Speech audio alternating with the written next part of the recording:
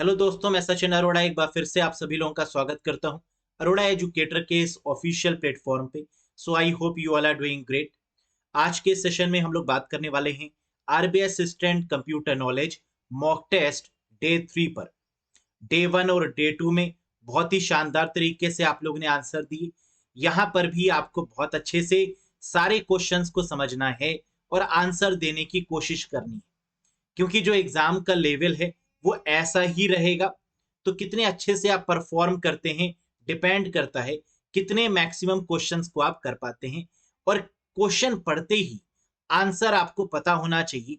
अगर ऑप्शंस में जाने की रिक्वायरमेंट पड़ रही है तो समझ लेना कि तैयारी अप टू दी मार्क नहीं है, बहुत मेहनत की रिक्वायरमेंट है।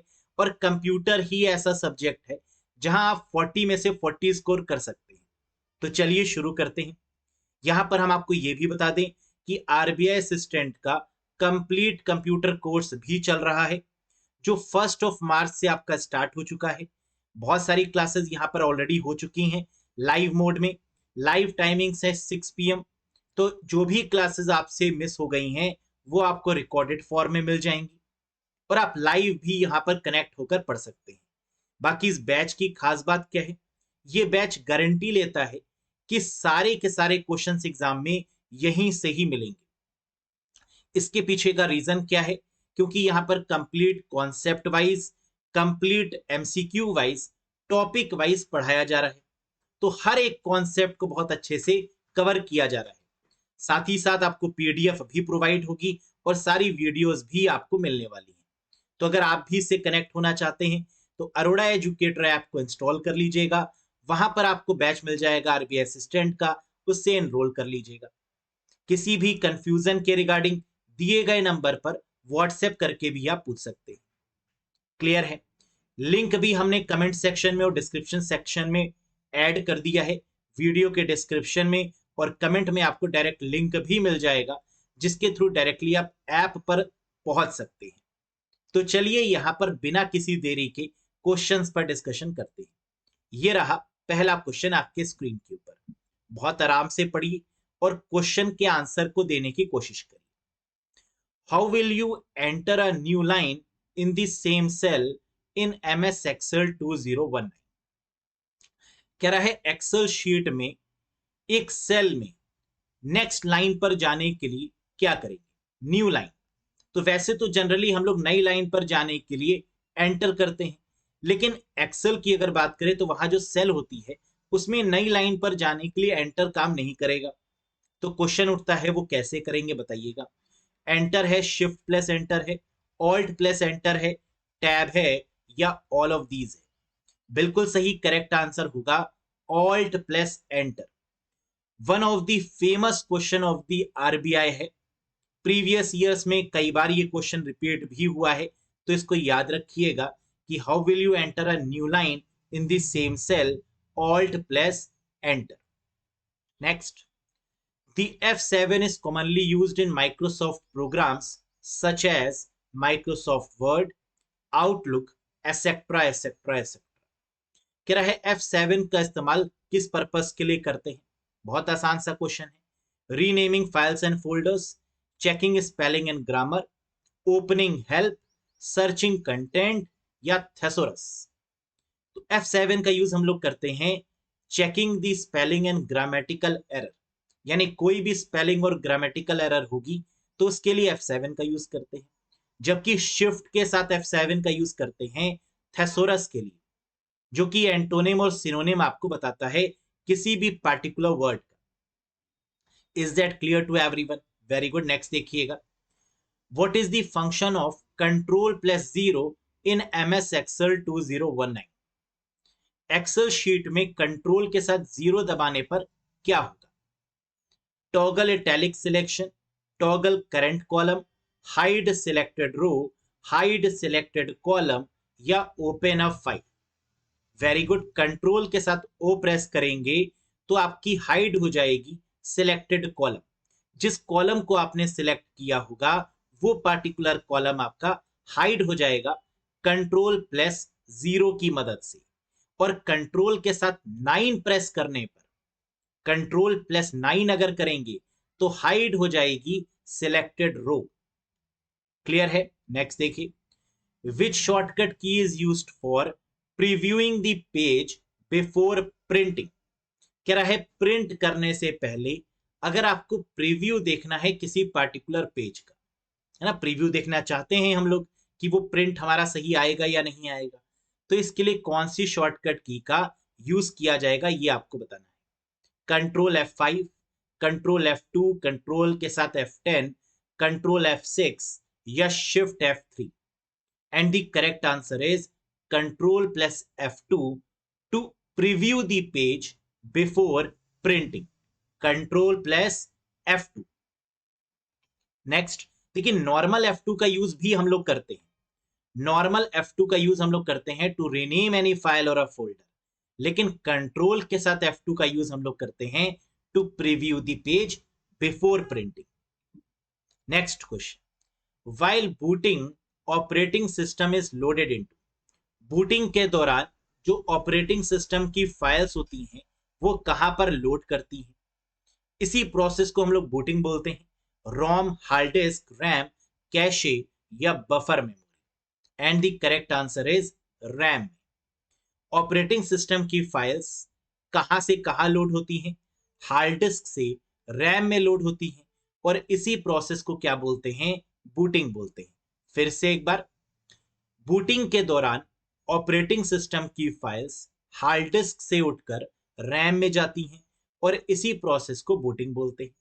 तो एग्जाम में दो तरीके के क्वेश्चन आते हैं कि बूटिंग के दौरान जो फाइल्स हैं वो कहां से ट्रांसफर होती हैं, तो आंसर है हार्ड डिस्क से। हार्ड डिस्क से कहां पर लोड होती हैं, तो आंसर है RAM. Is that clear to everyone? तो इस इमेज के थ्रू आप लोग समझ भी सकते हैं इस पर्टिकुलर कॉन्सेप्ट को। Next, name the founder of CD and DVD. CD and DVD के फाउंडर का नाम बताइए। सीडी मतलब कॉम्पैक्ट डिस्क, डीवीडी मतलब डिजिटल वर्साटाइल डिस्क या डिजिटल वीडियो डिस्क। अब वीडियो की जगह हो चुका है वर्साटाइल, तो digital versatile disc correct answer होगा। और फाउंडर की अगर बात करें तो आंसर होंगे James Russell, James Gosling, James bond, Martin Cooper या नन ऑफ दीज। क्या होगा करेक्ट आंसर? बिल्कुल सही, जेम्स रसल यहां पर करेक्ट आंसर बनेगा। सीडी, डीवीडी या ब्लूरे डिस्क, ये तीन तरीके की आपकी ऑप्टिकल डिस्क होती हैं, जिसमें सीडी और डीवीडी को डेवलप करने का क्रेडिट जेम्स रसल को जाता है। जावा के जो फाउंडर हैं वो मिस्टर जेम्स गॉसलिंग हैं। वहीं मोबाइल फोन के जो फाउंडर हैं वो मार्टिन कूपर हैं। तो अगर एग्जाम में पूछा जाए कि who is known as the founder of mobile phone, तो आंसर क्या होगा? मार्टिन कूपर होगा। Next, the major disadvantage of RAM is. RAM का सबसे बड़ा डिसएडवांटेज क्या है? Its access speed is too slow, its matrix size is too big, it is volatile, high power consumption या ऑल ऑफ दीज।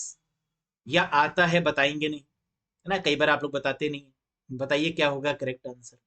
बिल्कुल सही, RAM का जो मेजर डिसएडवांटेज है वो क्या है कि रैम टेम्परेरी मेमोरी है, वोलाटाइल है, यानी जब भी कंप्यूटर बंद होगा तो रैम में स्टोर डेटा क्या होगा? लॉस हो जाएगा। तो रैम हमारी कैसी है? टेम्परेरी है, मींस वोलाटाइल इन नेचर है। Next, name the inventor company of GUI।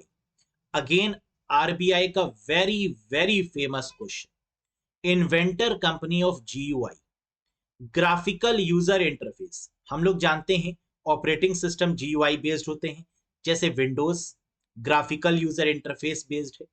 तो आपको बताना है ये GUI का कॉन्सेप्ट किसने डिजाइन किया? Xerox, PARC, Sony, Apple, Microsoft या बाइट डांस। कंपनी का नाम बताइए। Very good, and the correct answer is Xerox Parsi.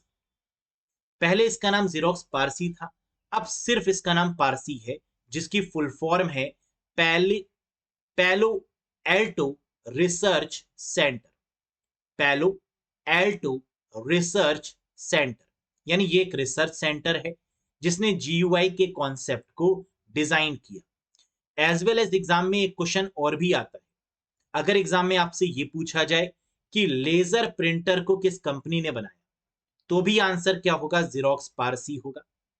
Who is known as the founder company of laser printer, Xerox PARC. या फिर Mac address को बनाने वाली कंपनी का नाम बताइए, तो भी आंसर क्या होगा, जेरोक्स पारसी होगा। एक बार फिर से, जीयूआई का कॉन्सेप्ट, लेजर प्रिंटर या मैक एड्रेस, इन तीनों ही केस में आंसर क्या होगा, जेरोक्स पारसी होगा, या सिर्फ पारसी भी बोल सकते हैं, पैलो एल्टो रिसर्च सेंटर भी बोल सकते हैं। Next, which database language is used for designing a database. कह रहा है ऐसी कौन सी लैंग्वेज है जिसकी मदद से डेटाबेस को डिजाइन किया जाता है, ओरेकल, एसक्यूएल, डीबेस, साइबेस या एसटीएम।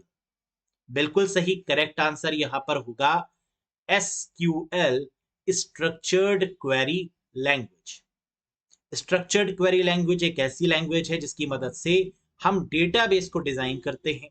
एसक्यूएल के अंदर कई सारी लैंग्वेजेस आती हैं, जैसे डीडीएल है, डीएमएल है, डीसीएल है, टीसीएल है, डीक्यूएल है। ये सारी लैंग्वेजेस आपकी स्ट्रक्चर्ड क्वेरी लैंग्वेज के अंदर ही आती है। Next, Microsoft Office personal information manager is called. कह रहा है माइक्रोसॉफ्ट ऑफिस जिसमें MS Word, Excel, PowerPoint ये सब आते हैं, इसमें से पर्सनल इंफॉर्मेशन मैनेजर कौन सा है, Outlook, Internet Explorer, organizer, Access या वर्ड। बिल्कुल सही, personal information manager Microsoft Office का कहा जाएगा, that is Outlook. MS Outlook is the बिल्कुल बिल्कुल correct answer. Next, which MS Word feature enable to large a letter at the beginning of a text block or two or more lines। कह रहे हैं MS Word का ये एक जबरदस्त feature है जिसकी मदद से हम इनिशियल लेटर को बड़ा कर सकते हैं, बड़ा लिख सकते हैं, ताकि वो अट्रैक्टिव दिखे, बढ़िया सा दिखे। वो टू और मोर लाइंस के बराबर भी हो सकता है। क्या होगा answer, word art, drop cap, foot note, tab stop या नन ऑफ दीज। बिल्कुल सही, करेक्ट आंसर होगा दैट इज ड्रॉप कैप। जैसे कि आप देख सकते हैं, video provides a powerful paste in the embed code. इसमें आपको वी जो दिख रहा है वो काफी बड़ा दिख रहा है, और इसी को बोलते हैं हम लोग ड्रॉप कैप। अब मैं आपसे एक क्वेश्चन पूछ रहा हूं जिसका आंसर आपको कमेंट में कमेंट करके बताना होगा। कमेंट बॉक्स में कमेंट करिएगा, क्वेश्चन ध्यान से सुनिए। ड्रॉप कैप मैक्सिमम कितनी लाइंस के बराबर हो सकता है, यानी ये जो आपको कैरेक्टर दिख रहा है ये मैक्सिमम ड्रॉप कैप में कितनी लाइंस के बराबर बड़ा हो सकता है। मैक्सिमम लाइंस बताइएगा कमेंट बॉक्स में कमेंट करके। Next question, what is the by default page size in MS word 2019। MS word 2019 में जो बाय डिफॉल्ट पेज का साइज होता है वो क्या होता है। तो जब भी हम लोग एमएस वर्ड ओपन करते हैं, जो पेज ओपन होता है उसका बाय डिफॉल्ट साइज क्या होता है, लेटर, टैबलॉइड, लीगल, A3 और A4। देखिए इस क्वेश्चन का आंसर आपको अलग अलग देखने को मिलेगा जगह जगह पर। कहीं पर A3 मिल जाएगा, कहीं पर लीगल मिल जाएगा, कहीं पर लेटर दिया होता है, लेकिन इसका करेक्ट आंसर याद रखिएगा A4 होगा। ठीक है, तो आप कैसे इसको पता लगा सकते हैं, आप खुद भी देख सकते हैं। अगर आपके पास में एमएस वर्ड आप यूज कर रहे होंगे तो एमएस वर्ड ओपन करिएगा, लेआउट में जाइएगा, लेआउट के बाद साइज पर क्लिक करिएगा, और साइज पर जैसे ही आप क्लिक करेंगे कई सारे साइजेस आ जाएंगे आपके सामने, जिसमें लेटर होगा, टैबलॉइड होगा, लीगल होगा, A3, A4 और भी बहुत सारे। लेकिन आप देखेंगे जो हाईलाइट फॉर्म में आपको दिख रहा होगा वो A4 होगा। ठीक, तो ये बहुत प्यारा क्वेश्चन है, इसको याद रखिएगा। In PowerPoint the dotted area in an empty slide are called. PowerPoint में जो डॉटेड एरिया होता है, एम्प्टी स्लाइड मतलब खाली स्लाइड में, उसे क्या बोलते हैं, template, place card, themes, place holder या स्लाइड पैनल। सोचिए, बिल्कुल सही करेक्ट आंसर होगा that is place holder. Power point में हम देखते हैं जैसे ही पहली स्लाइड ओपन करते हैं तो यहां पर लिखा भी होता है क्लिक टू ऐड टाइटल या क्लिक टू ऐड सब टाइटल। तो ये जो डॉटेड एरिया है this is called place holder. Next one, to automatically place your company logo at the same position on every slide you should use। अगर आपको company के लोगो को हर एक स्लाइड पर लेकर आना है ऑटोमेटिकली, जैसे आप देख सकते हैं हमारा लोगो भी यहां पर हर एक स्लाइड में आपको मिल जाएगा। ये कैसे पॉसिबल है कि एक बार लोगो लगाएं और हर एक स्लाइड पर आ जाए? क्या ऑप्शन यूज करेंगे? Hand out master, notes master, slide master, all of these या नन ऑफ दीज? बिल्कुल सही यहां पर करेक्ट आंसर होगा स्लाइड मास्टर की। तो क्या करेंगे, एमएस पावर पॉइंट में व्यू में जाएंगे, स्लाइड मास्टर में जाएंगे और वहां पर जो भी हम पहली स्लाइड पर देंगे वो सभी स्लाइड्स में विजिबल होगा। तो याद रखिएगा लोगो सभी स्लाइड्स पे लाने के लिए slide master is the correct one. Next question, Which of the following search engine is most popular in China? China में जो सर्च इंजन यूज होता है वो कौन सा है? बिंग, याहू, गूगल, डकडकगो या बेडू? बताइएगा। बिल्कुल सही यहां पर करेक्ट आंसर होगा दैट इज बेडू। ये क्वेश्चन दोनों तरफ से एग्जाम में पूछते हैं कि बेडू किस कंट्री में यूज होने वाला सर्च इंजन है या किस कंट्री का सर्च इंजन है। तो अगर कंट्री पूछें तो चाइना हो जाएगा और अगर चाइना का सर्च इंजन पूछें तो आंसर बेडू हो जाएगा। जबकि यहां पर एक क्वेश्चन और भी आता है डक डक गो से। क्वेश्चन कुछ इस तरीके से पूछा जाता है कि टॉर ब्राउजर किस सर्च इंजन का यूज करता है? नाम सुना होगा आप लोगों ने, टॉर ब्राउजर मतलब दी अनियन राउटिंग के नाम से इसको हम लोग जानते हैं। और टॉर ब्राउजर का यूज हम लोग करते हैं जितना भी इलीगल काम है, चाइल्ड पोर्नोग्राफी से लेकर ट्रैफिकिंग तक, सोर्स को छुपाने का काम है ना, ये सारा इलीगल जितना भी काम है वो सब हम लोग टॉर ब्राउजर की मदद से करते हैं। अब टॉर ब्राउजर में भी किसी सर्च इंजन का यूज होता होगा और वो सर्च इंजन है डक डक गो।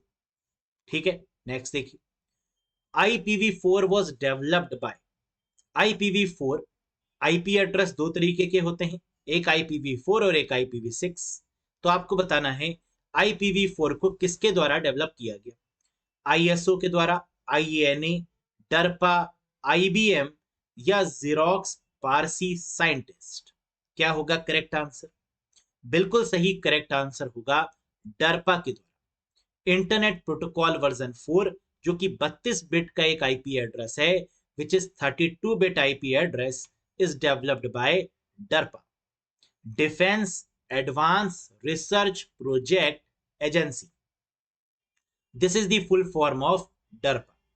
ARPANET आप लोग जानते होंगे पहला नेटवर्क है और ARPANET को भी जिसने बनाया वो भी क्या है? DARPA है। नेक्स्ट, विंडोज 11, अगर लेटेस्ट विंडोज की बात करें तो आंसर क्या होगा? विंडोज 11। लेटेस्ट ऑपरेटिंग सिस्टम की बात करें है ना, या लेटेस्ट अगर माइक्रोसॉफ्ट के लेटेस्ट ऑपरेटिंग सिस्टम की बात करें तो आंसर क्या है? विंडोज 11 ही है।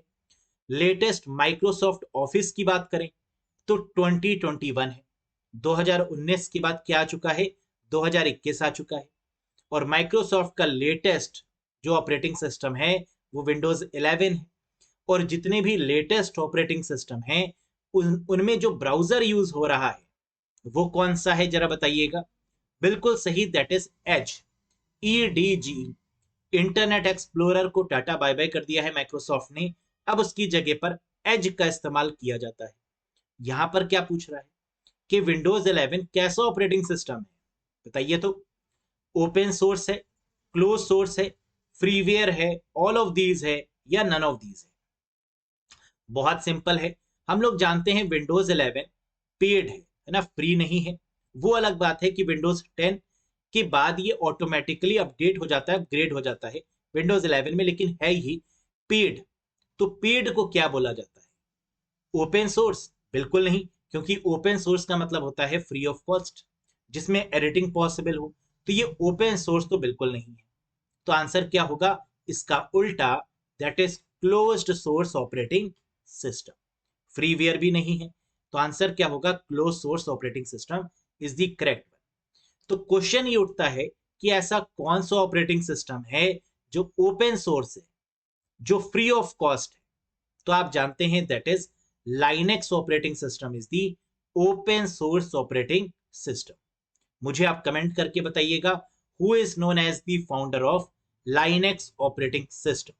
लाइनेक्स ऑपरेटिंग सिस्टम के फाउंडर कौन है, कमेंट करके बताइएगा। Next question guys, who developed Pegasus spyware? बहुत ही फेमस, काफी चर्चा में रहा है पेगासस। ये एक स्पाईवेयर है, सबसे पहले तो ये याद रखिएगा। इसने किया क्या? एक्चुअली में पेगासस एक ऐसा स्पाईवेयर है जो इजरायली कंपनी के द्वारा डिजाइन किया गया। उस कंपनी का नाम आपको बताना है। लेकिन ये जो स्पाईवेयर है, इसको यूज करने की परमिशन सिर्फ गवर्नमेंट के पास में, कि गवर्नमेंट अगर चाहे तो वो क्रिमिनल्स के मोबाइल फोन में पेगासस स्पाईवेयर का यूज कर सकती है। और इसका यूज करने पर होगा क्या कि पूरे मोबाइल की एक्टिविटी, किससे बात हो रही है, कौन कौन सी फाइल्स हैं, कौन कौन से मैसेजेस हैं, पूरे मोबाइल फोन को ट्रैक किया जा सकता है। लेकिन हाल ही में ये सुर्खियों में इसलिए रहा क्योंकि पेगासस ओपोजिशन पार्टीज के मोबाइल फोन में भी मिला, आम जनता के भी मोबाइल फोन में पहुंच गया। तो ये क्वेश्चन मार्क हो गया गवर्नमेंट के ऊपर कि जब इसको सरकार ही लॉन्च कर सकती है, सरकार ही परमिशन दे सकती है, तो ये ऑपोजिशन पार्टीज के मोबाइल फोन में कैसे पहुंचा? क्या उनको ट्रैक करने की कोशिश की जा रही थी? क्योंकि ये सिर्फ क्रिमिनल के लिए ही अलाउड है ना। तो ऐसे कई तरीके के क्वेश्चंस अराइज हुए। तो अब क्वेश्चन ये उठता है कि who developed Pegasus spyware? DARPA, IETF, ISO, NSO या सर? करेक्ट आंसर बिल्कुल आप लोग जानते होंगे, दैट इज एनएसओ। एनएसओ के द्वारा, एनएसओ एक कंपनी है जिसने पेगासस स्पाईवेयर को डेवलप किया है। कुछ बातें ध्यान में रखिएगा। जैसे पेगासस क्या है? एक स्पाईवेयर है developed by the Israeli cyber arm firm NSO group. Pegasus एक जीरो क्लिक हैक सॉफ्टवेयर है, यानी स्पाईवेयर भी है तो सॉफ्टवेयर ही होगा। जीरो क्लिक हैक का मतलब जितने भी वायरस होते हैं बेसिकली, या जितने भी स्पाईवेयर होते हैं, जितने भी मेलवेयर होते हैं, वो सब क्लिक पर काम करते हैं। जब कोई एक्शन ट्रिगर होता है यूजर की तरफ से, तब वो एक्टिवेट होते हैं। लेकिन पेगासस एक ऐसा है जिस पर यूजर को पता ही नहीं चलेगा, बिना यूजर की परमिशन के, बिना कोई एक्शन ट्रिगर की मोबाइल फोन में एक्टिवेट हो जाता है। और इवन iOS ऑपरेटिंग सिस्टम में भी ये एंटर हो चुका है, क्योंकि iOS तो बोलता है कि हमारे मोबाइल फोन में कोई भी मेलवेयर नहीं आ सकता, है ना, बहुत सिक्योर है। लेकिन ये वहां पर भी एंटर हो चुका है। अगला देखिए, cache memory is located between. Cache memory जो कि सेकंड फास्टेस्ट मेमोरी है, ये लोकेटेड है, यानी किसके बीच में ये लोकेटेड है, आपको ये बताना है। RAM and ROM, CPU and hard disk, CPU and motherboard, CPU and main memory, या रजिस्टर एंड रोम? क्या होगा इसका करेक्ट आंसर? सोचिए और बताइए। बिल्कुल सही, कैशे मेमोरी की अगर हम बात करें तो ये सीपीयू और मेन मेमोरी के बीच में लोकेटेड है। सीपीयू मतलब प्रोसेसर, मेन मेमोरी मतलब रैम। तो रैम और प्रोसेसर के बीच में जो मेमोरी है, that is called cache memory. Clear है? अब यहां पर एक बात और भी याद रखिएगा, जैसे कि आप इमेज में देख रहे हैं कि कैशे एक तरफ सीपीयू है और दूसरी तरफ मेन मेमोरी यानी रैम है। अब अगर रैम और कैशे के बीच में कोई भी डेटा फ्लो होगा तो उसे हम ब्लॉक ट्रांसफर बोलते हैं। और अगर सीपीयू यानी प्रोसेसर और कैशे के बीच में कोई भी डेटा फ्लो होगा तो उसे हम वर्ड ट्रांसफर बोलते हैं, है ना। इस बात को भी याद रखिएगा। Next question guys, in 5G technology, NR stands for, again a very very important question, क्योंकि 5G इंडिया में बहुत तेजी से इस पर काम चल रहा है। तो क्वेश्चन ये उठता है कि 5G में जो सबसे इंपॉर्टेंट टर्म है वो है एनआर। एनआर की फुल फॉर्म यहां पर पूछी जा रही है और ये काफी इंपॉर्टेंट क्वेश्चन है, बताइएगा। New radio, new reach, new range, new RAM या न्यू रेवोल्यूशन? करेक्ट आंसर होगा न्यू रेडियो। तो 5G टेक्नोलॉजी में एनआर कॉन्सेप्ट का यूज हो रहा है, जिसका मतलब है न्यू रेडियो। और न्यू रेडियो में क्या क्या चीजें हैं?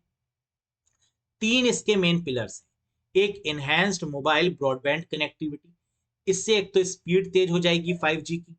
दूसरा है मैसिव मशीन टाइप कम्युनिकेशन, जो मशीन टू मशीन कम्युनिकेशन है वो एरर फ्री हो जाएगा। और तीसरा क्या रहे, ultra reliable low latency communication, यानी रिलायबल कम्युनिकेशन होगा, डेटा पैकेट्स लॉस ना हो, इसका पूरा पूरा ध्यान यहां पर रखा जा रहा है। तो ये 3 पिलर्स पर बेस्ड है क्या, न्यू रेडियो। तो ये रहे आपके बेस्ट 20 क्वेश्चंस। आई होप कि आपको ये सारे ही क्वेश्चंस समझ में आए होंगे। किसी भी कंफ्यूजन के लिए कमेंट बॉक्स में कमेंट करके आप पूछ सकते हैं, कहीं पर कोई भी डाउट है। बाकी कितना आप स्कोर कर पाए आज के सेशन में आउट ऑफ 20, कमेंट करके जरूर बताइएगा। ये सेशंस कोई भी मिस मत करिएगा, बहुत ही बेनिफिशियल रहने वाले हैं। और अगर आपको टॉपिक वाइज पढ़ना है और आप चाहते हैं कि 40 में से 40 स्कोर कर ले, तो उसके लिए आप बैच से भी कनेक्ट हो सकते हैं, जहां हर एक कॉन्सेप्ट को बहुत ही शानदार तरीके से हर एक क्वेश्चंस को समझाया जा रहा है। तो कॉन्सेप्ट भी हैं और एमसीक्यूज भी हैं, पीडीएफ भी है, जिससे एग्जामिनेशन टाइम पर रिवाइज कर पाना ज्यादा आसान रहेगा। राइट, तो that's all for today guys. Video पसंद आया हो तो लाइक जरूर करिएगा, चैनल पर नए हो तो सब्सक्राइब जरूर करिएगा। बहुत जल्द मिलेंगे एक नए सेशन के साथ। Till then bye bye and take care to all of you. Thank you very much.